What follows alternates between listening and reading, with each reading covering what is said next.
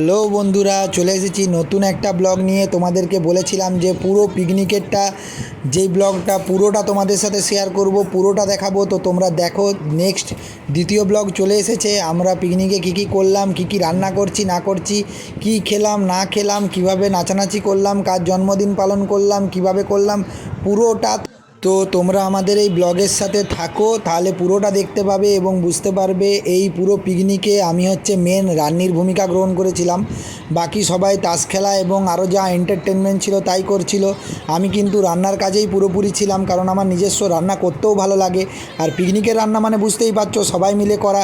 তো সেই জন্যে বেশ আনন্দের সাথে আমি কিন্তু রান্নাটা করছিলাম।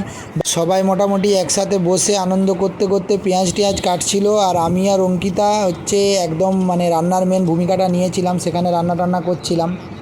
প্রথমে আমরা পাঁপড়টাকে ভেজে নিলাম। পাঁপড় ভাজার পরে তারপরে আমরা মশলাটাকে, মাংসের যে মশলা, সেই মশলাটাকে ভালো করে কষছিলাম। আর সবাই একসাথে রান্নার কাজে হাত দিলে দেখবে সেই রান্নাটা খেতেও খুব টেস্ট হয়। এবারে মেন যেটা টপিক, যে কার কার জন্মদিন পালন।